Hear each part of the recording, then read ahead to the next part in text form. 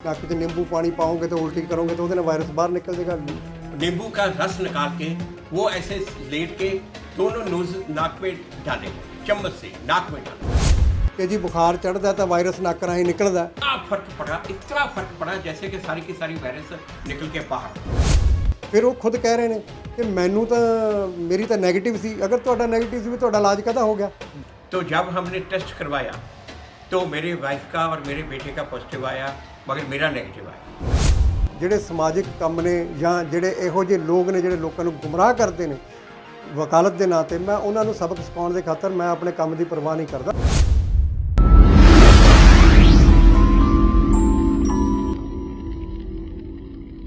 ਅੱਜ ਇੱਕ supreme court ਦਾ senior ਵਕੀਲ ਜੋ 2017 ਚ ਪੰਜਾਬ ਦਾ ਮੁੱਖ ਮੰਤਰੀ ਬਣਨ ਆਇਆ ਸੀ ਤੇ ਹੁਣ SGPC ਤੇ ਕਾਬਜ਼ ਹੋਣ ਦੇ ਸੁਪਨੇ ਦੇਖਦਾ ਤੇ ਦਾਖਾ ਹਲਕੇ ਦੇ ਲੋਕਾਂ ਦਾ ਭਗੌੜਾ ਹੈ ਮੈਨੂੰ ਧਮਕੀ ਦੇ ਰਿਹਾ ਸੀ। ਉਹ ਭਲਿਆ ਲੋਕਾਂ, ਮੈਂ ਤਾਂ ਸਰਕਾਰਾਂ ਮੂਹਰੇ ਨਹੀਂ ਝੁਕਿਆ ਤੇ ਨਾ ਅਖੌਤੀ ਗੁੰਡਿਆਂ ਤੋਂ ਡਰਿਆ। ਤੂੰ ਕਿਸ ਨਾਲ ਪੰਗਾ ਲੈ ਰਿਹਾ? ਤੂੰ ਤਾਂ ਰਾਹ ਲੱਭਦਾ ਫਿਰੇਂਗਾ ਜੇ ਮੈਂ ਆਪ ਦੀ ਆਈ ਤੇ ਆ ਗਿਆ। ਇਹ ਗੱਲ ਮੈਂ ਨਹੀਂ ਕਹਿੰਦਾ, ਦਰਅਸਲ ਇਹ ਕਹਿਣਾ ਹੈ ਡਾਕਟਰ ਪਰਮਜੀਤ ਸਿੰਘ ਰਾਣੂ ਦਾ। ਅਕਸਰ ਅਸੀਂ ਦੇਖਿਆ ਕਿ ਡਾਕਟਰ ਬੜੇ ਨਰਮ ਸੁਭਾਅ ਦੇ ਹੁੰਦੇ ਨੇ, ਪਰ ਡਾਕਟਰ ਸਾਹਿਬ ਨੂੰ ਕਿਸ ਗੱਲ ਦਾ ਤਾਪ ਚੜ੍ਹਿਆ ਹੈ ਉਹ ਪੁੱਛਾਂਗੇ। ਸਾਡੇ ਨਾਲ ਇਸ ਵੇਲੇ ਮੌਜੂਦ ਨੇ ਡਾਕਟਰ ਪਰਮਜੀਤ ਸਿੰਘ ਰਾਣੂ। ਡਾਕਟਰ ਸਾਹਿਬ, ਸਭ ਤੋਂ ਪਹਿਲਾਂ ਦ ਖਬਰਸਾਰ ਚੈਨਲ 'ਤੇ ਤੁਹਾਡਾ ਸਵਾਗਤ ਹੈ। ਸਤਿ ਸ਼੍ਰੀ ਅਕਾਲ ਜੀ। ਡਾਕਟਰ ਸਾਹਿਬ, ਬੜਾ ਗੁੱਸਾ ਚੜ੍ਹਿਆ, ਫੇਸਬੁੱਕ 'ਤੇ ਤੁਸੀਂ ਪੋਸਟ ਪਾਈ ਹੈ, ਕਿਸੇ ਦੀ ਤੁਸੀਂ ਗੱਲ ਕਰ ਰਹੇ ਹੋ, ਕੌਣ ਬੰਦਾ ਹੈ ਤੇ ਗੁੱਸਾ ਕਿਉਂ ਤੁਹਾਨੂੰ ਚੜ੍ਹਿਆ? ਅਮਨ ਜੀ, ਇਹ ਆਪਣੇ ਇੱਕ ਸੀਨੀਅਰ ਐਡਵੋਕੇਟ ਨੇ ਸੁਪਰੀਮ ਕੋਰਟ ਦੇ, ਸਰਦਾਰ HS ਫੂਲਕਾ ਜੀ, ਸਾਬਕਾ MLA ਦਾਖਿਆਂ ਤੋਂ। ਇਹ ਉਹਨਾਂ ਲਈ ਹੈ ਔਰ ਇਹਨਾਂ ਨੇ ਇੱਕ ਵਿਵਾਦਿਤ ਵੀਡੀਓ ਪਾਈ ਸੀਗੀ ਕਿ ਮੈਂ ਆਪਣੇ ਪਰਿਵਾਰ ਦਾ ਕਰੋਨਾ ਦਾ ਇਲਾਜ ਹੋਮਿਓਪੈਥੀ ਨਾਲ ਕੀਤਾ ਔਰ ਉਸ ਦੇ ਮੁਤਾਬਕ ਸਾਡੀ ਆਪਸ 'ਚ ਕੋਈ ਤਲਖੀ ਹੋਈ ਸੀ, ਜਿਹਦੇ ਸੰਬੰਧ ਦੇ ਵਿੱਚ ਇਹ ਮੈਂ ਸਾਰਾ ਤੁਹਾਨੂੰ ਡਿਟੇਲ 'ਚ ਦੱਸੂਗਾ। ਚੰਗੀ ਗੱਲ ਹੈ, ਤੁਸੀਂ ਤਾਂ ਹੋਮੋਪੈਥੀ ਦੇ ਡਾਕਟਰ ਹੋ, ਉਹ ਹੋਮੋਪੈਥੀ ਨੂੰ ਪ੍ਰਮੋਟ ਕਰ ਰਹੇ ਨੇ। ਬਿਲਕੁਲ, ਮੈਂ ਐਪਰੀਸ਼ੀਏਟ ਕੀਤਾ, ਮੈਂ ਉਹਨਾਂ ਦੀ ਵੀਡੀਓ ਲਾਈਕ ਕੀਤੀ, ਲੇਕਿਨ ਉਸ ਤੋਂ ਬਾਅਦ ਉਹਨਾਂ ਨੇ ਮੈਨੂੰ ਫੋਨ ਕਰਕੇ ਜੋ ਉਹਨਾਂ ਨੇ ਮੇਰੇ ਨਾਲ ਤਲਖੀ ਪੈਦਾ ਕੀਤੀ, ਉਸ ਦੇ ਕਰਕੇ ਮੈਨੂੰ ਇਹ ਪਾਉਣੀ ਪਈ। ਉਹ ਮੈਂ ਤੁਹਾਨੂੰ ਵਿਸਤਾਰਪੂਰਵਕ ਦੱਸਦਾ ਜੀ। ਤੁਸੀਂ ਕਮੈਂਟ ਕੀ ਕੀਤਾ ਸੀ? ਮੈਂ ਉਹਨਾਂ ਨੂੰ ਕਮੈਂਟ ਕੀਤਾ ਕਿ ਫੁਲਕਾ ਸਾਹਿਬ ਬਹੁਤ ਮੁਬਾਰਕ ਹੈ, ਕੰਗ੍ਰੈਚੁਲੇਸ਼ਨਸ ਐਂਡ ਆਈ ਐਪਰੀਸ਼ੀਏਟ ਕਿ ਤੁਹਾਡਾ ਟ੍ਰੀਟਮੈਂਟ ਇਸ ਗ੍ਰੇਟ ਸਾਇੰਸ ਦੇ ਜ਼ਰੀਏ ਹੋਇਆ। ਪਰ ਮੈਂ ਬੇਨਤੀ ਕਰਦਾ, ਤੁਹਾਨੂੰ ਸੁਜੈਸ਼ਨ ਦਿੱਤਾ ਮੈਂ ਉਹਨਾਂ ਨੂੰ ਕਿ ਤੁਸੀਂ ਜਿਹੜੇ ਤੁਹਾਡੇ ਪਰਿਵਾਰ ਦੇ ਕਰੋਨਾ ਪੋਜ਼ੀਟਿਵ ਰਿਪੋਰਟਸ ਆਈਆਂ ਨੇ ਪਰਿਵਾਰ ਦੀਆਂ, ਉਹ ਰਿਪੋਰਟਸ ਅਤੇ ਹੋਮਿਓਪੈਥਿਕ ਇਲਾਜ ਤੋਂ ਬਾਅਦ ਜਿਹੜੀਆਂ ਤੁਹਾਡੇ ਨੈਗੇਟਿਵ ਰਿਪੋਰਟਸ ਹੋਈਆਂ ਨੇ ਉਹਨਾਂ ਨੂੰ ਨਾਲ ਅਪਲੋਡ ਕਰੋ, ਤਾਂ ਜੋ ਤੁਹਾਡੀ ਵੀਡੀਓ ਜਿਹੜੀ ਹੈ ਇਹਦੀ ਅਥੈਂਟਿਸਿਟੀ ਸਾਹਮਣੇ ਆ ਸਕੇ ਲੋਕਾਂ ਦੇ। ਔਰ ਨਾਲ ਮੈਂ ਉਹਨਾਂ ਨੂੰ ਜਾਣੂ ਕਰਵਾਇਆ ਕਿ ਜੀ ਅਦਰਵਾਈਜ਼ ਇਹ ਨੈਸ਼ਨਲ ਡਿਜ਼ਾਸਟਰ ਮੈਨੇਜਮੈਂਟ ਐਕਟ ਦੇ ਤਹਿਤ ਇੱਕ ਜਿਹੜੀ ਸਾਡੀ ਆਪਣੇ ministry of Ayush the order ਹੈਗਾ 1 ਅਪ੍ਰੈਲ 2020 ਦਾ, ਉਹਦੀ ਉਲੰਘਣਾ ਹੈ। ਔਰ ਨਾਲ ਮੈਂ ਇਹ ਲਿਖਿਆ ਕਿ ਤੁਸੀਂ ਇਹਦੇ ਨਾਲ ਜਿਹੜਾ ਡਾਕਟਰ ਦਾ ਤੁਸੀਂ ਨਾਮ ਲੈ ਰਹੇ ਹੋ ਵੀਡੀਓ ਦੇ ਵਿੱਚ ਟ੍ਰੀਟਮੈਂਟ ਕੀਤੀ ਹੈ ਜਿਹਨੇ, ਉਹਨੂੰ ਵੀ ਤੁਸੀਂ ਪੰਗੇ 'ਚ ਪਾਓਗੇ। ਤੇ ਉਹਦੇ 'ਚ ਮੈਂ ਹੋਰ ਤਾਂ ਕੋਈ ਗਲਤ ਗੱਲ ਕਹੀ ਨਹੀਂ ਇਹਨਾਂ ਨੂੰ ਇਹੀ ਗੱਲ ਕਹੀ ਸੀ। ਪਰ ਲੇਕਿਨ ਫੂਲਕਾ ਸਾਹਿਬ ਨੇ ਅਗਲੇ ਦਿਨ 12:55 ਤੇ ਮੈਨੂੰ ਉਹਨਾਂ ਨੇ ਇੱਕ WhatsApp ਕਾਲ ਕੀਤੀ। ਅਕਸਰ ਉਹਨਾਂ ਕੋਲ ਮੇਰਾ ਨੰਬਰ ਹੈਗਾ, ਮੇਰੀ ਗੱਲ ਉਹਨਾਂ ਨਾਲ ਹੁੰਦੀ ਰਹਿੰਦੀ ਹੈ, ਸਾਡਾ ਬੜਾ ਮੈਂ ਉਹਨਾਂ ਦਾ ਸਤਿਕਾਰ ਕਰਦਾ ਔਰ ਉਹਨਾਂ ਨੇ ਮੈਨੂੰ ਹਮੇਸ਼ਾ ਨਾਰਮਲ ਕਾਲ ਕਰਦੇ। ਪਰ ਉਸ ਦਿਨ ਕੱਲ ਉਹਨਾਂ ਨੇ ਵੀਡੀਓ ਕਾਲ WhatsApp ਕਾਲ ਕੀਤੀ। ਸਰ, WhatsApp ਕਾਲ 'ਤੇ ਆਵਾਂਗੇ, ਲੇਕਿਨ ਉਸ ਤੋਂ ਪਹਿਲਾਂ ਦਰਸ਼ਕਾਂ ਨੂੰ ਆਪਾਂ ਵੀਡੀਓ ਦਿਖਾ ਦਈਏ। ਫੁਲਕਾ ਸਾਹਿਬ ਨੇ ਵੀਡੀਓ 'ਚ ਕੀ ਪਾਇਆ ਸੀ? ਬਿਲਕੁਲ, ਮੈਂ ਤੁਹਾਨੂੰ ਵੀਡੀਓ ਦਿਖਾਣਾ। सत श्री अकाल, नमस्कार, आदाब। आजकल जैसे देश में ये कोरोना के कोविड के केसेस बहुत बढ़ रहे हैं, मैं अपने एक्सपीरियंस से, अपने परिवार के एक्सपीरियंस से कि हमने जो कोरोना को कैसे ट्रीट किया वो आपको बताना चाहता हूँ, ताकि शायद आप में से कुछ लोगों के वो काम आ जाए। हमने होम्योपैथ दवाई से ये कोरोना को ट्रीट किया है। ये जो वीडियो मैं डाल रहा हूँ कि मेरा ख्याल सब लोगों के लिए शायद ना हो, मगर वो लोग जो होम्योपैथी में विश्वास रखते हैं या नेचुरोपैथी में जो विश्वास रखते हैं, तो ये उनके लिए है। मैं और मेरा परिवार पिछले 25 साल से हम होम्योपैथ मेडिसिन पे हैं और हमारे डॉक्टर हैं डॉक्टर निर्मल सिंह, पंजाब में राजपुरा में रहते हैं, राजपुरा मेरे ससुराल हैं। वो डॉक्टर निर्मल सिंह हमारे परिवारक मेंबर हैं, पिछले 25 साल से हम उनसे दवाई ले रहे हैं। तो ये जब मेरे बेटे को फीवर हो गया, मेरी वाइफ को भी फीवर हो गया और साथ में मुझे भी फीवर हो गया, तो जब हमने टेस्ट करवाया तो मेरे वाइफ का और मेरे बेटे का पॉजिटिव आया, मगर मेरा नेगेटिव आया। मगर मेरे भी वही सिम्टम थे जो इनके सिम्टम थे, तो मैंने भी ट्रीटमेंट लिया वही होम्योपैथी का ट्रीटमेंट लिया और नेचुरोपैथी के तरीके से हमने ये कोरोना से जो जीत है वो जीती और कोरोना का ट्रीटमेंट किया। और बहुत से लोग आप में से भी ऐसे होंगे जिनको होम्योपैथी दवाई ज़्यादा सूट करती है, एलोपैथी इतनी सूट नहीं करती। जैसे मेरे साथ, हमारे इस परिवार के साथ यही है कि हमें होम्योपैथ ज़्यादा सूट करती है। जब ये हुआ तो मेरे बेटे को काफ़ी ज़्यादा फीवर हो गया था, उसको 104.5 फीवर हो गया था। तो जो हमारे डॉक्टर साहब हैं उन्होंने उसको तो सिर्फ एक डोज दी ये होम्योपैथ मेडिसिन की। मैं दवाई का नाम नहीं बताऊंगा क्योंकि आप सोचेंगे शायद वो मेडिसिन है, मगर सिर्फ एक डोज दी। उसके बाद उन्होंने उसको कोई दवाई नहीं दी और उसको हमने पैरासीटामोल सिर्फ 2 दिन दी। वो 3 दिनों के बाद उसका फीवर उतर गया और मुझे और मेरी वाइफ को 102 के करीब फीवर पहुंचा और उससे ज़्यादा नहीं गया। हमने तो पैरासीटामोल भी नहीं ली। हमारे जो डॉक्टर साहब हैं उन्होंने कहा कि ये फीवर से आपकी जो वायरस है वो बाहर निकलेगी। अब हमने पैरासीटामोल भी बिल्कुल नहीं ली, कोई एलोपैथ दवाई हमने नहीं ली, हमने होम्योपैथ ली। और हमें डॉक्टर साहब ने डिफरेंट मेडिसिन दी, तीनों को हमारे सिम्टम देख के, हमारी बॉडी की कंपोजिशन देख के तीनों को डिफरेंट दी। और मेरी वाइफ को उन्होंने बीच में दवाई बदल के दी। मुझे वही दवाई उन्होंने 10 दिन में 3 बार रिपीट कराई, 3 दिन के बाद। और बाकी एक और नई बात, हमने बिल्कुल काढ़ा नहीं पिया क्योंकि ये गर्म, आजकल गर्मी में हमारी बॉडी को गर्म चीज़ें सूट नहीं करती। सिर्फ एक दिन काढ़ा लिया था, उससे हमारा बड़ा बुरा हाल हो गया क्योंकि हमारे डॉक्टर साहब हमें अल्कलाइन जो डाइट से ठीक कर रहे थे।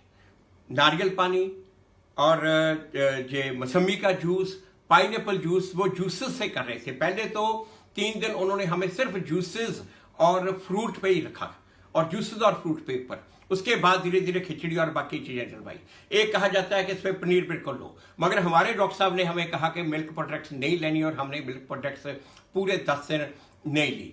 और जब ये जो नेचुरोपैथी का तरीका है, मेरे वाइफ खुद नेचुरोपैथ डॉक्टर हैं, ये नेचुरोपैथी के तरीके से और होम्योपैथ मेडिसिन से हमने ये पूरा ये कोरोना से ठीक है। आज ये वाहिगुरु की कृपा से हम तीनों के तीनों बिल्कुल पूरी तरह से ये ठीक है। और ये जो कहा जाता है कि इसमें सिर्फ एलोपैथी में इलाज है, तो ये होम्योपैथी में इलाज नहीं है, ये बिल्कुल गलत बात है।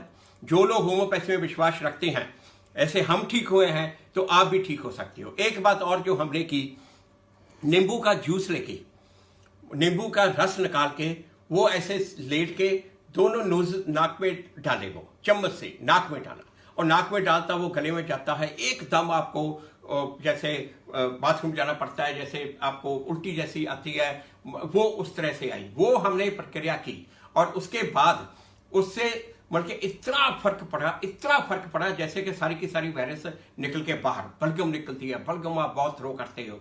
और उसके 15-20 मिनट के बाद ये नमक के पानी और नमक का पानी, गर्म पानी, नमक और नींबू डाल के उससे गार्गल किए और उसके 15-20 मिनट बाद ये दोनों नोजल्स में ये नारियल तेल, कोकोनट ऑयल डाला।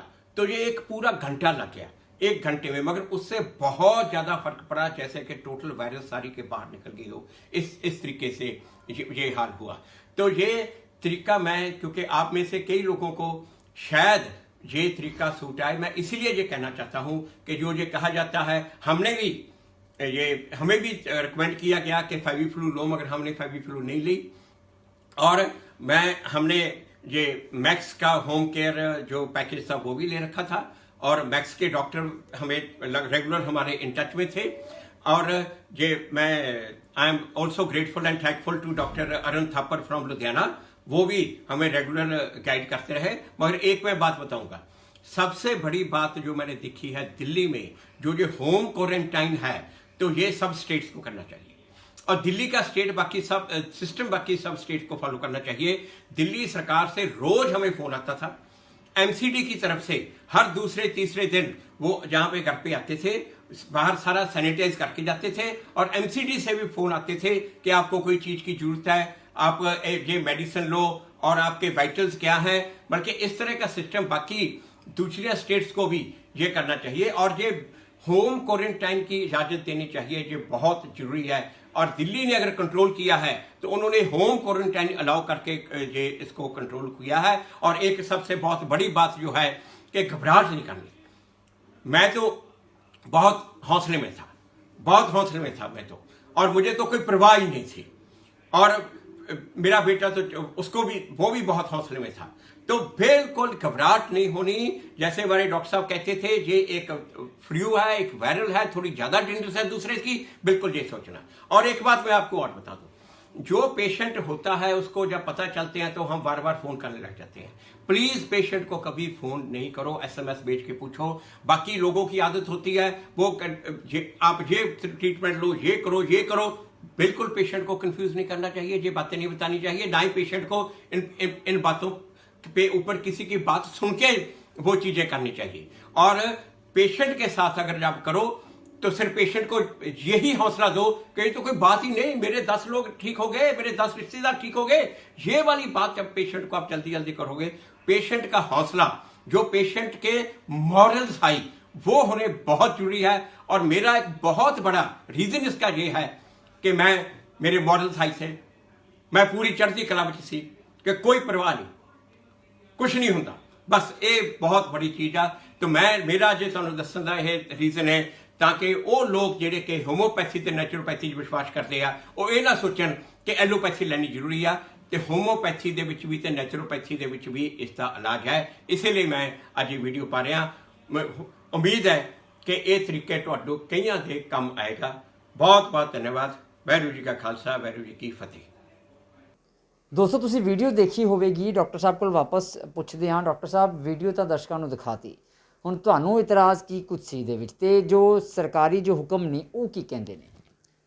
ਦੇਖੋ, ਵੀਡੀਓ ਦੇ ਵਿੱਚ 3 ਗੱਲਾਂ ਇਤਰਾਜ਼ਯੋਗ ਨੇ। ਜਿਹੜੀ ਮੇਨ ਹੈਗੀ ਆ ਕਿ ਉਹਨਾਂ ਨੇ ਕੋਵਿਡ-19 ਇੱਕ ਮਹਾਮਾਰੀ ਆ ਔਰ ਇਸ ਪੈਂਡੈਮਿਕ ਦੇ ਵਿੱਚ ICMR ਦੀਆਂ ਗਾਈਡਲਾਈਨਸ ਦੇ ਅਨੁਸਾਰ ਹੀ ਸਾਰੀ ਜਿਹੜੀ ਸਰਕਾਰਾਂ ਨੇ ਜਾਂ ਜੋ ਵੀ ਮਤਲਬ ਕਿ ਅਦਾਰੇ ਨੇ ਉਹ ਕੰਮ ਕਰ ਰਹੇ ਨੇ। ਔਰ ਡਾਕਟਰਸ ਨੂੰ ਬਕਾਇਦਾ ਗਾਈਡਲਾਈਨਸ ਆਈਆਂ ਹੋਈਆਂ ਨੇ ਕਿ ਕਦੇ ਵੀ ਤੁਹਾਡੇ ਕੋਲ ਅਗਰ ਕੋਈ ਪੇਸ਼ੈਂਟ ਆਉਂਦਾ ਕੋਵਿਡ-19 ਦਾ ਤਾਂ ਤੁਸੀਂ ਉਹਨੂੰ ਰਿਪੋਰਟ ਕਰਨਾ ਪ੍ਰਸ਼ਾਸਨ ਨੂੰ।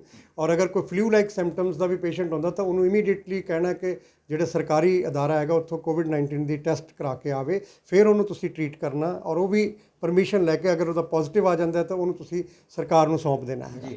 ਸੋ ਉਹ ਗਾਈਡਲਾਈਨਸ ਦੇ ਅਨੁਸਾਰ ਇੱਕ ਇਹ ਵੀ ਹੈਗਾ ਕਿ ਜਿਹੜੀ ਸਾਡੀ ਗਵਰਨਮੈਂਟ ਆਫ ਇੰਡੀਆ ਦੀ ਜਿਹੜੇ ਆਰਡਰ ਨੇ 1 ਅਪ੍ਰੈਲ 2020 ਦੇ, ਉਹਦੇ ਵਿੱਚ ਤਾਂ ਸਾਫ਼ ਲਿਖਿਆ ਹੋਇਆ ਕਿ ਕੋਈ ਵੀ ਵਿਅਕਤੀ ਜਿਹੜਾ ਹੈਗਾ ਕਰੋਨਾ ਦਾ ਇਲਾਜ ਜਾਂ ਕਰੋਨਾ ਦੇ ਟ੍ਰੀਟਮੈਂਟ ਔਰ ਕਿਉਰ ਵਾਸਤੇ ਕੋਈ ਵੀ ਉਹਦਾ ਕਲੇਮ ਨਹੀਂ ਕਰੇਗਾ। ਕੋਈ ਏਜੰਸੀ ਵੀ ਜਾਂ ਕੋਈ ਪਰਸਨ ਜੇ ਕੋਈ ਕਲੇਮ ਕਰਦਾ ਤਾਂ ਉਹਦੇ 'ਤੇ ਡਰੱਗਸ ਐਂਡ ਕਾਸਮੈਟਿਕ ਐਕਟ ਦੇ ਤਹਿਤ NDMA ਐਕਟ ਦੀ ਵਾਇਲੇਸ਼ਨ ਦਾ ਪਰਚਾ ਵੀ ਦਰਜ ਹੋਣ ਦੀ ਪ੍ਰਾਵਧਾਨ ਹੈਗਾ। ਸੋ ਮੈਂ ਫੂਲਕਾ ਸਾਹਿਬ ਨੂੰ ਸਿਰਫ ਇਸ ਗੱਲ ਤੋਂ ਜਾਣੂ ਹੀ ਕਰਵਾਇਆ ਸੀ ਕਿ ਇਸ ਤਰ੍ਹਾਂ ਦਾ ਕਾਨੂੰਨ ਹੈਗਾ ਤੇ ਜਿਹਦੇ ਨਾਲ ਤੁਸੀਂ ਮੌਜੂਦਾ ਜਿਹੜਾ ਡਾਕਟਰ ਦਾ ਤੁਸੀਂ ਨਾਂ ਲੈ ਰਹੇ ਹੋ ਉਹਨੂੰ ਵੀ ਤੁਸੀਂ ਪੰਗੇ 'ਚ ਪਾਓਗੇ। ਉਹ ਤਾਂ ਸਰ ਖੁਦ ਵਕੀਲ ਨੇ, ਤੁਸੀਂ ਉਹਨਾਂ ਨੂੰ ਸਲਾਹ ਦੇਣ ਲੱਗੇ। ਮੈਂ ਇਹੀ ਗੱਲ ਕਹਿਣਾ, ਸ਼ਾਇਦ ਫੂਲਕਾ ਸਾਹਿਬ ਨੂੰ ਮੇਰੀ ਉਹ ਗੱਲ ਡਾਈਜੈਸਟ ਨਹੀਂ ਹੋਈ ਕਿਉਂਕਿ ਉਹ ਖੁਦ ਸੁਪਰੀਮ ਕੋਰਟ ਦੇ ਵਕੀਲ ਵੀ ਨੇ ਔਰ ਉਹਨਾਂ 'ਚ ਈਗੋ ਵੀ ਬੜੀ ਹੈ। ਔਰ ਉਹਨਾਂ ਨੇ ਮੈਨੂੰ ਫ਼ੋਨ ਵੀ ਇਸੇ ਈਗੋ 'ਚ ਹੀ ਕੀਤਾ। ਮੈਨੂੰ ਉਹਨਾਂ ਨੇ ਫ਼ੋਨ 'ਤੇ ਵੀ ਇਹ ਗੱਲ ਕਹੀ ਕਿ ਤੈਨੂੰ ਕੀ ਤਕਲੀਫ ਹੈ, ਮੈਨੂੰ ਤਾਂ ਸਾਰੇ ਇੰਡੀਆ ਵਰਲਡ 'ਚੋਂ ਫ਼ੋਨ ਆ ਰਹੇ ਨੇ ਐਪਰੀਸ਼ੀਏਸ਼ਨ ਦੇ, and you are the only 1 person ਜਿਸ ਨੇ ਮੈਨੂੰ ਇਹਦੇ 'ਤੇ ਤੂੰ ਸਾਡੇ 'ਤੇ ਹੁਣ NDMA ਲਵਾਏਂਗਾ। ਮੈਂ ਕਿਹਾ ਸਰ ਮੈਂ NDMA ਲਵਾਉਣ ਦੀ ਗੱਲ ਤਾਂ ਕੀਤੀ ਨਹੀਂ, ਮੈਂ ਤਾਂ ਤੁਹਾਨੂੰ ਸਿਰਫ ਜਾਣੂ ਕਰਵਾਇਆ ਕਿ ਤੁਸੀਂ ਅਗਰ ਇਸ ਤਰ੍ਹਾਂ ਦੀ ਵੀਡੀਓ ਪਾਓਗੇ ਤਾਂ ਤੁਹਾਨੂੰ ਜਿਹੜਾ ਹੈਗਾ ਇਸ ਤਰ੍ਹਾਂ ਦੀ ਪ੍ਰੋਬਲਮ ਆ ਸਕਦੀ ਹੈ, ਡਾਕਟਰ ਲਈ ਵੀ ਪ੍ਰੋਬਲਮ ਆ ਸਕਦੀ। ਮੇਰਾ ਕੰਸਰਨ ਉਸ ਡਾਕਟਰ ਪ੍ਰਤੀ ਸੀ ਕਿਉਂਕਿ ਉਹ ਡਾਕਟਰ ਮੇਰਾ ਦੋਸਤ ਹੈ। ਜਿਹੜਾ ਇਹਨਾਂ ਦਾ ਡਾਕਟਰ ਨਿਰਮਲ ਸਿੰਘ ਦਾ ਨਾਂ ਇਹਨਾਂ ਨੇ ਲਿਆ ਵੀਡੀਓ 'ਚ, ਉਹ ਮੇਰਾ ਫਰੈਂਡ ਹੈ। ਮੈਨੂੰ ਸੀ ਕਿ ਉਸ ਡਾਕਟਰ ਨੂੰ ਵੀ ਤੁਸੀਂ ਪ੍ਰੋਬਲਮ 'ਚ ਪਾ ਰਹੇ ਹੋ। ਤੇ ਇਹਨਾਂ ਨੇ ਜਦੋਂ ਮੈਂ ਇੰਨੀ ਗੱਲ ਕਹੀ ਤਾਂ ਇਹਨਾਂ ਨੇ ਮੈਨੂੰ ਕਿਹਾ ਕਿ ਤੂੰ ਮੈਨੂੰ ਕਾਨੂੰਨ ਸਿਖਾਏਂਗਾ। ਔਰ ਨਾਲ ਮੈਨੂੰ ਕਿਹਾ, ਕਹਿੰਦੇ ਕਿਹੜਾ ਕਾਨੂੰਨ ਆ ਭਾਰਤ ਦਾ ਜਿਹਦੇ ਵਿੱਚ ਕਿਸੇ ਮਰੀਜ਼ ਨੂੰ ਤੁਸੀਂ ਰੋਕ ਸਕਦੇ ਹੋ ਕਿ ਉਹ ਆਪਣਾ ਜਿਹੜਾ ਇਲਾਜ ਦੀ ਪ੍ਰਕਿਰਿਆ ਜਿਹੜੀ ਉਹਦੇ ਬਾਰੇ ਕਿਸ ਤਰ੍ਹਾਂ ਉਹ ਠੀਕ ਹੋਇਆ ਉਹਦੇ ਬਾਰੇ ਨਹੀਂ ਦੱਸ ਸਕਦਾ। ਮੈਂ ਕਿਹਾ ਸਰ ਬਿਲਕੁਲ ਤੁਸੀਂ ਦਰੁਸਤ ਕਹਿ ਰਹੇ ਹੋ, ਤੁਸੀਂ ਸੁਪਰੀਮ ਕੋਰਟ ਦੇ ਲਾਇਰ ਹੋ, ਤੁਹਾਨੂੰ ਹਰ ਕਾਨੂੰਨ ਦਾ ਪਤਾ, ਮੈਨੂੰ ਤਾਂ ਕਾਨੂੰਨ ਬਾਰੇ ਪਤਾ ਨਹੀਂ, ਪਰ ਜਿੰਨਾ ਕਿ ਮੇਰੀ ਡਿਊਟੀ ਲੱਗੀ ਹੈ ਕਿਉਂਕਿ ਮੈਂ ਐਥੀਕਲ ਕਮੇਟੀ ਦਾ ਪੰਜਾਬ ਦਾ ਸਟੇਟ ਦਾ ਚੇਅਰਮੈਨ ਹੈਗਾ, ਪ੍ਰੈਜ਼ੀਡੈਂਟ ਹੈ, ਤੇ ਮੇਰੇ ਕੋਲ ਜੋ ਕਾਨੂੰਨ ਹੈਗਾ ਉਹ ਆ ਕਹਿੰਦਾ ਔਰ ਇਸ ਕਾਨੂੰਨ ਦੇ ਮੁਤਾਬਕ ਤੁਸੀਂ ਗਲਤ ਕੀਤਾ। ਔਰ ਜੇਕਰ ਸੁਪਰੀਮ ਕੋਰਟ ਦਾ ਵਕੀਲ ਵੀ ਕੋਈ ਵਾਇਲੇਸ਼ਨ ਕਰਦਾ ਹੈ ਉਹਨੂੰ ਡੈਮੋਕ੍ਰੈਟਿਕਲੀ ਸਾਡਾ ਰਾਈਟ ਬਣਦਾ, ਅਸੀਂ ਕੀ ਉਹਨੂੰ ਦੱਸ ਨਹੀਂ ਸਕਦੇ ਇਹ ਗੱਲ। ਤੇ ਇੰਨੀ ਕੁ ਗੱਲ ਤੇ ਸਾਡੀ ਜਿਹੜੀ ਤਲਖੀ ਵੱਧ ਗਈ ਤੇ ਫਿਰ ਉਹਨਾਂ ਨੇ ਕਿਹਾ ਕਿ ਚੰਗਾ ਫਿਰ ਤੈਨੂੰ ਹੁਣ ਤੇਰੀਆਂ ਜਥੇਬੰਦੀਆਂ ਹੀ ਦੇਖਣਗੀਆਂ। ਮਤਲਬ it was a threat to me ਕਿ ਮੇਰੇ ਜਿਹੜੀਆਂ ਆਰਗੇਨਾਈਜੇਸ਼ਨਸ ਨੇ ਉਹੀ ਮੈਨੂੰ ਉਹਦੇ 'ਚ ਮਤਲਬ ਕਿ ਮੈਨੂੰ ਉਹਦਾ ਕਾਊਂਟਰ ਦੇਣਗੀਆਂ। ਦੈਨ ਮੈਂ ਉਹਨਾਂ ਨੂੰ ਕਿਹਾ, ਮੈਂ ਕਿਹਾ ਜੀ ਜਿਹੜੀਆਂ ਜਥੇਬੰਦੀਆਂ ਦੀ ਤੁਸੀਂ ਗੱਲ ਕਰਦੇ ਹੋ ਉਹਨਾਂ ਜਥੇਬੰਦੀਆਂ ਦੇ ਚੁਣਿਆ ਹੋਇਆ ਨੁਮਾਇੰਦਾ ਮੈਂ, ਆਈ ਐਮ ਇਲੈਕਟਡ ਨੋਮੀਨੀ, ਔਰ 17 ਸਾਲ ਮੈਂ ਸੈਂਟਰ ਦੇ ਵਿੱਚ ਆਯੂਸ਼ ਮੰਤਰਾਲੇ ਦੇ ਵਿੱਚ CCH ਦਾ ਮੈਂਬਰ ਅਨਅਪੋਜ਼ ਜਿੱਤ ਕੇ ਜਾਂਦਾ ਰਿਹਾ ਇੱਥੋਂ। ਤੇ ਮੈਨੂੰ ਕਹਿੰਦਾ ਤੈਨੂੰ ਇਹੋ ਜਿਹੇ ਬੰਦੇ ਹੋਣਗੇ, ਗਧੇ ਹੋਣਗੇ ਜਿਹੜੇ ਤੈਨੂੰ ਚੁਣ ਕੇ ਭੇਜਦੇ ਸੀ। ਫੁਲਕਾ ਸਾਹਿਬ ਨੇ ਇਹ ਗੱਲ ਕਹੀ। ਜਦੋਂ ਇਹ ਗੱਲ ਕਹੀ ਗਈ ਤਾਂ ਫਿਰ ਮੈਨੂੰ ਕਹਿਣਾ ਪਿਆ ਕਿ ਜੀ ਫਿਰ ਤੁਹਾਨੂੰ ਵੀ ਦਾਖੇ ਵਾਲੇ ਲੋਕਾਂ ਨੇ ਜਿਹੜਾ ਚੁਣਿਆ ਤੇ ਉਹ ਵੀ ਫਿਰ ਤੁਸੀਂ ਉਸੇ ਕੈਟਾਗਰੀ 'ਚ ਸਮਝਦੇ ਹੋ ਉਹਨਾਂ ਨੂੰ। ਤੇ ਫਿਰ ਉਹ ਮਤਲਬ ਕਿ ਉਸ ਗੱਲ ਤੋਂ ਥਿੜਕ ਗਏ ਉਸੇ ਵੇਲੇ। ਤੇ ਮੈਂ ਕਿਹਾ ਜੀ ਮੈਂ ਤੁਹਾਨੂੰ ਤੁਹਾਡਾ ਚੈਲੰਜ ਅਸੈਪਟ ਕਰਦਾ, ਅਗਰ ਤੁਸੀਂ ਇਹ ਗੱਲ ਕਹਿੰਦੇ ਹੋ ਤਾਂ ਤੁਹਾਨੂੰ ਨੋਟਿਸ ਵੀ ਮਿਲੇਗਾ ਬਕਾਇਦਾ, ਔਰ ਬਕਾਇਦਾ ਜਿਹੜਾ ਹੈਗਾ ਇਸ ਗੱਲ ਦਾ ਤੁਹਾਨੂੰ ਜਵਾਬ ਵੀ ਮਿਲੇਗਾ। ਤੇ ਫਿਰ ਮੈਂ ਉਹਨਾਂ ਨੂੰ ਕਿਹਾ ਕਿ ਮੈਂ ਕਿਹਾ ਤੁਸੀਂ ਕਾਈਂਡਲੀ ਮੈਨੂੰ ਅੱਜ ਤੋਂ ਬਾਅਦ ਟੈਲੀਫੋਨ ਨਾ ਕਰਿਓ। ਔਰ ਮੇਰੇ ਕੋਲ ਉਸ ਵਕਤ ਪੇਸ਼ੈਂਟ ਵੀ ਬੈਠੇ ਸੀਗੇ ਔਰ ਮੈਂ ਇਹਨਾਂ ਦਾ ਫੋਨ ਸਪੀਕਰ ਤੇ ਔਨ ਕਰਿਆ, ਜਿਹਦੇ ਨਾਲ ਮੇਰੇ ਕੋਲ ਉਹ ਗਵਾਹ ਵੀ ਨੇ ਇਸ ਗੱਲ ਦੇ, ਮੇਰੇ ਪੇਸ਼ੈਂਟ ਜਿਨ੍ਹਾਂ ਨੇ ਸੁਣੀਆਂ ਕਿ ਦਾ ਵੇ ਹੀ ਵਾਜ਼ ਹਾਰਸ਼ਿੰਗ ਅਪੋਨ ਔਰ ਹੀ ਵਾਜ਼ ਸ਼ਾਊਟਿੰਗ ਅਪੋਨ ਮੀ, ਔਰ ਜਿਸ ਵੇ ਨਾਲ ਉਹ ਮੈਨੂੰ ਮਤਲਬ ਕਿ ਬੋਲ ਰਹੇ ਸੀ, ਧਮਕੀ ਦੇ ਰਹੇ ਸੀ, ਉਹ ਸਾਰੀ ਗੱਲ ਜਿਹੜੀ ਹੈਗੇ ਪੇਸ਼ੈਂਟ ਦੇ ਸਾਹਮਣੇ ਉਹ ਜ਼ਾਗਰ ਹੋਈ ਹੈ। ਔਰ ਮੈਂ ਉਸ ਤੋਂ ਬਾਅਦ ਫਿਰ ਮਤਲਬ ਕਿ ਇਹਦੇ 'ਤੇ ਜੋ ਬਣਦੀ ਸੀ ਗੱਲ ਉਹ ਕਾਨੂੰਨੀ ਕਾਰਵਾਈ ਕੀਤੀ ਹੈ। ਸਰ ਮੈਨੂੰ ਯਾਦ ਹੈ ਵੀ ਬਾਬਾ ਰਾਮਦੇਵ ਨੇ ਵੀ ਕੁਝ ਅਜਿਹਾ ਹੀ ਕਲੇਮ ਕੀਤਾ ਸੀ, ਉਸ ਤੋਂ ਬਾਅਦ ਕਾਫੀ ਰੌਲਾ ਵੀ ਪਿਆ, ਮੀਡੀਆ ਦੇ ਵਿੱਚ ਵੀ ਆਏ। ਉਸ ਤੋਂ ਬਾਅਦ ਫਿਰ ਖੁਦ ਰਾਮਦੇਵ ਨੂੰ ਪ੍ਰੈਸ ਕਾਨਫਰੰਸ ਕਰਨੀ ਪਈ ਸੀ ਕਲੈਰੀਫਿਕੇਸ਼ਨ ਦੇਣ ਦੇ ਲਈ। ਕੁਝ ਅਜਿਹਾ ਹੀ ਤੁਸੀਂ ਮਾਮਲਾ ਕਹਿ ਰਹੇ ਹੋ, ਕਿਉਂਕਿ ਸਰਕਾਰ ਨੇ ਇਹ ਵੀ ਕਿਹਾ ਵੀ ਕੋਈ ਵੀ ਬੰਦਾ ਕੋਵਿਡ-19 ਨੂੰ ਲੈ ਕੇ ਜਾਂ ਇਸ ਦੇ ਇਲਾਜ ਨੂੰ ਲੈ ਕੇ ਕਲੇਮ ਨਹੀਂ ਕਰੇਗਾ। ਦੇਖੋ, ਨਾ ਤਾਂ ਬਾਬਾ ਰਾਮਦੇਵ ਕੋਈ BAMS ਡਾਕਟਰ ਸੀਗਾ ਕੁਆਲੀਫਾਈਡ, ਤੇ ਨਾ ਫੂਲਕਾ ਸਾਹਿਬ ਇੱਥੇ ਕੋਈ ਰਜਿਸਟਰਡ ਪ੍ਰੈਕਟੀਸ਼ਨਰ ਨੇ ਜਾਂ ਇਹ ਕੁਆਲੀਫਾਈਡ ਡਾਕਟਰ ਨੇ। ਤੇ ਉਹਨਾਂ ਨੇ ਆਪਦੀ ਦਵਾਈ ਦਾ ਪ੍ਰਚਾਰ ਕੀਤਾ ਕਿ ਕਾਨੂੰਨ ਨਾਲ ਅਸੀਂ 15 ਦਿਨਾਂ ਦੇ ਵਿੱਚ, ਹਫ਼ਤੇ ਦੇ ਵਿੱਚ ਪੇਸ਼ੈਂਟ ਨੂੰ ਠੀਕ ਕਰ ਦਿੰਦੇ ਹਾਂ। ਤੇ ਉਹਨਾਂ ਨੂੰ ਉਸ ਚੀਜ਼ ਦਾ ਸਾਹਮਣਾ ਕਰਨਾ ਪਿਆ। ਗਵਰਨਮੈਂਟ ਆਫ ਇੰਡੀਆ ਨੇ ਬੈਨ ਕੀਤਾ ਉਹਨਾਂ ਨੂੰ, ਉਹਨਾਂ ਦੀ ਐਡਵਰਟਾਈਜ਼ਮੈਂਟ ਵੀ ਵਿਡਰਾਅ ਕਰਨੀ ਪਈ। ਔਰ ਕਿਉਂਕਿ ਗਵਰਨਮੈਂਟ ਆਫ ਇੰਡੀਆ ਜਿਹੜੀ ਮਿਨਿਸਟਰੀ ਆਫ ਆਯੂਸ਼ ਹੈ, ਬਕਾਇਦਾ ਉਹਦੀ ਨਜ਼ਰਸਾਨੀ ਦੇ ਹੇਠ ਹੀ ਕੋਈ ਟਰਾਇਲ ਹੋ ਸਕਦੀ ਹੈ। ਇਹਦੇ ਲਈ CTRL ਦੇ ਕੋਲ ਟਰਾਇਲ ਰਜਿਸਟਰਡ ਕਰਾਉਣੀ ਪੈਂਦੀ ਹੈ ਡਰੱਗ ਦੀ। ਤੇ ਬੜਾ ਵੱਡਾ ਇਹਦਾ ਇੱਕ ਕਹਿ ਸਕਦੇ ਕਿ ਰਸਤਾ ਹੈਗਾ ਔਰ ਕਾਨੂੰਨ ਹੈਗਾ ਇਹਦੇ ਲਈ, ਤੇ ਗਾਈਡਲਾਈਨਸ ਹੈਗੀਆਂ ਇਹਦੇ 'ਤੇ। ਤੇ ਫੂਲਕਾ ਸਾਹਿਬ ਨੇ ਇੱਥੇ ਇੱਕ ਤਾਂ ਡਾਕਟਰ ਨੂੰ ਪ੍ਰਮੋਟ ਕਰਨ ਦੀ ਕੋਸ਼ਿਸ਼ ਕੀਤੀ, ਇੱਕ ਆਪਣੀ ਵਾਈਫ ਬਾਰੇ ਵੀ ਉਹਨਾਂ ਨੇ ਕਿਹਾ ਕਿ ਉਹ ਨੈਚੁਰੋਪੈਥਿਕ ਦੇ ਡਾਕਟਰ ਨੇ, ਤੇ ਉਹਨਾਂ ਬਾਰੇ ਵੀ ਪ੍ਰਚਾਰ ਕਰਨ ਦੀ ਕੋਸ਼ਿਸ਼ ਕੀਤੀ ਹੈ। ਹੱਕ ਬਣਦਾ ਸਰ ਉਹਨਾਂ ਦੀ ਵਾਈਫ ਨੇ, ਉਹ ਬਿਲਕੁਲ ਬਣਦਾ, ਪਰ ਲੇਕਿਨ ਦਿਸ ਇਜ਼ ਅਨਐਥੀਕਲ, ਇਹ ਅਨਐਥੀਕਲ। ਔਰ ਮੈਂ ਐਥੀਕਲ ਕਮੇਟੀ ਦਾ ਚੇਅਰਮੈਨ ਹੋਣ ਕਰਕੇ ਮੇਰੇ ਰਾਈਟ ਬਣਦਾ ਕਿ ਮੈਂ ਉਹਨਾਂ ਨੂੰ ਕੁਐਸਚਨ ਕਰਾਂ। ਔਰ ਨਾਲ ਉਹਨਾਂ ਨੇ ਕਈ ਗੱਲਾਂ ਐਸੀਆਂ ਕੀਤੀਆਂ ਜਿਹੜੀਆਂ ਬੜੀਆਂ ਹਾਸੋਹੀਣੀਆਂ ਨੇ ਕਿ ਜੀ ਬੁਖਾਰ ਚੜ੍ਹਦਾ ਤਾਂ ਵਾਇਰਸ ਨੱਕ ਰਾਹੀਂ ਨਿਕਲਦਾ। ਤੇ ਇਹ ਗੱਲ ਕੁਐਕ ਹੀ ਕਹਿ ਸਕਦਾ, ਕੋਈ ਡਾਕਟਰ ਤਾਂ ਕੋਈ ਨਹੀਂ ਕਹੇਗਾ। ਤੁਸੀਂ ਕਿਸੇ ਪੈਥੋਲੋਜਿਸਟ ਜਾਂ ਕਿਸੇ ਡਾਕਟਰ ਜਾਂ ਕਿਸੇ ਹੋਮੋਪੈਥ ਨੂੰ ਵੀ ਅਗਰ ਕਹੋ ਕਿ ਤੁਹਾਨੂੰ ਬੁਖਾਰ ਚੜ੍ਹੇਗਾ ਤਾਂ ਬੁਖਾਰ ਦੇ ਨਾਲ ਵਾਇਰਸ ਤੁਹਾਡਾ ਨੱਕ ਰਾਹੀਂ ਬਾਹਰ ਨਿਕਲੇਗਾ, ਨੱਕ 'ਚ ਨਿੰਬੂ ਪਾਣੀ ਪਾਓਗੇ ਤਾਂ ਉਲਟੀ ਕਰੋਗੇ ਤਾਂ ਉਹਦੇ ਨਾਲ ਵਾਇਰਸ ਬਾਹਰ ਨਿਕਲ ਜਾਏਗਾ। ਇਹ ਸਭ ਬੋਗਸ ਗੱਲਾਂ ਨੇ। ਸੋ ਮੈਂ ਤੁਹਾਡੇ ਚੈਨਲ ਦੇ ਮਾਧਿਅਮ ਤੇ ਲੋਕਾਂ ਨੂੰ ਇਹ ਗੱਲ ਤੇ ਅਵੇਅਰ ਵੀ ਕਰਨਾ ਚਾਹੁੰਦਾ ਕਿ ਫੂਲਕਾ ਸਾਹਿਬ ਦੀ ਉਹ ਜਿਹੜੀ ਵੀਡੀਓ ਹੈ, ਅਗਰ ਉਹ 'ਚ ਦਮ ਹੈਗਾ ਤਾਂ ਉਹ ਆਪਣੀ ਜਿਹੜੀ ਹੈਗੇ ਰਿਪੋਰਟਸ ਵੀ ਜਨਤਕ ਕਰਨ। ਕਿ ਫਿਰ ਉਹ ਖੁਦ ਕਹਿ ਰਹੇ ਨੇ ਕਿ ਮੈਨੂੰ ਤਾਂ ਮੇਰੀ ਤਾਂ ਨੈਗੇਟਿਵ ਸੀ। ਅਗਰ ਤੁਹਾਡਾ ਨੈਗੇਟਿਵ ਸੀ ਵੀ ਤੁਹਾਡਾ ਇਲਾਜ ਕਾਹਦਾ ਹੋ ਗਿਆ? ਸੋ ਇਹ ਗੱਲਾਂ ਜਿਹੜੀਆਂ ਨੇ ਐਵੇਂ ਇੱਕ ਮੈਜਿਕ ਰੈਮਡੀਜ਼ ਵਾਲੀ ਗੱਲ, ਮੈਨੂੰ ਤਾਂ ਇੱਕ ਪੁੜੀ ਦੇਤੀ ਜੀ, ਮੇਰੀ ਪੁੜੀ ਦੇ ਨਾਲ ਬੁਖਾਰ ਖਤਮ ਹੋ ਗਿਆ, ਸਾਰਾ ਕੁਝ ਠੀਕ ਹੋ ਗਿਆ ਜੀ, ਮੇਰਾ ਕਰੋਨਾ ਹੀ ਖਤਮ ਹੋ ਗਿਆ।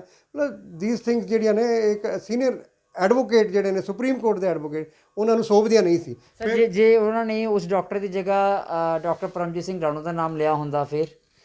ਬਿਲਕੁਲ ਨਹੀਂ ਮੈਂ ਇਹ ਗੱਲ ਕਹਿੰਦਾ ਕਿ ਮੇਰਾ ਨਾਂ ਲਿਆ ਜਾਵੇ, ਜਾਂ ਮੈਂ ਡਾਕਟਰ ਨਿਰਮਲ ਸਿੰਘ ਦੇ ਬਾਰੇ ਵੀ, ਉਹ ਮੇਰੇ ਦੋਸਤ ਨੇ, ਮੈਂ ਪਹਿਲਾਂ ਕਹਿ ਰਿਹਾ ਕਿ ਮੈਂ ਤਾਂ ਇਹ ਕਹਿੰਦਾ ਕਿ ਉਹਨਾਂ ਨੂੰ ਵੀ ਪ੍ਰੋਬਲਮ 'ਚ ਨਾ ਪਾਇਆ ਜਾਵੇ। ਕਿਉਂਕਿ ਦੇਖੋ, ਜਦੋਂ ਵੀ ਇੱਕ ਗਾਈਡਲਾਈਨ ਹੈ ਕਿ ਤੁਹਾਡੇ ਕੋਲ ਕੋਈ ਪੇਸ਼ੈਂਟ ਆਉਂਦਾ ਤਾਂ ਤੁਸੀਂ ਅਗਰ ਫਲੂ ਲਾਈਕ ਸਿੰਪਟਮ ਨੇ ਤਾਂ ਇਮੀਡੀਏਟਲੀ ਤੁਹਾਨੂੰ ਉਹਨੂੰ ਰਿਪੋਰਟ ਕਰਨਾ ਪਏਗਾ। ਤੇ ਉਹ ਡਾਕਟਰ ਸਾਹਿਬ ਕਦੇ ਵੀ ਨਹੀਂ ਕਹਿਣਗੇ ਕਿ ਮੈਂ ਇਸ ਤਰੀਕੇ ਨਾਲ ਇਹਨਾਂ ਨੂੰ ਟਰੀਟ ਕੀਤਾ ਹੈਗਾ। ਸੋ ਉਹਨਾਂ ਨੂੰ ਵੀ ਇੱਕ ਪ੍ਰੋਬਲਮ ਕ੍ਰੀਏਟ ਕਰਨ ਦੀ ਕੋਸ਼ਿਸ਼ ਕੀਤੀ ਗਈ ਹੈ ਇਹਦੇ 'ਚ। ਸੋ ਮੈਂ ਤਾਂ ਸਿਰਫ ਇਹੀ ਕਹਾਂਗਾ ਕਿ ਫੂਲਕਾ ਸਾਹਿਬ, ਤੁਸੀਂ ਸਾਡੇ ਸਤਿਕਾਰਯੋਗ ਆ, ਤੁਹਾਨੂੰ ਇਸ ਤਰੀਕੇ ਨਾਲ ਦੁਬਾਰਾ ਫੋਨ ਕਰਕੇ ਮਤਲਬ ਕਿਸੇ ਨੂੰ ਇਹ ਥ੍ਰੈਟ ਕਰਨਾ ਕਿ ਤੇਰੀ ਜਥੇਬੰਦੀਆਂ ਤੈਨੂੰ ਦੇਖਣਗੀਆਂ, ਹੁਣ ਮੈਂ ਤੇਰਾ ਹਾਲ ਕੀ ਕਰ ਦੂੰ, ਤੇਰੀ ਕਮੇਟੀ ਤੇਰਾ ਦੇਖੂਗੀ।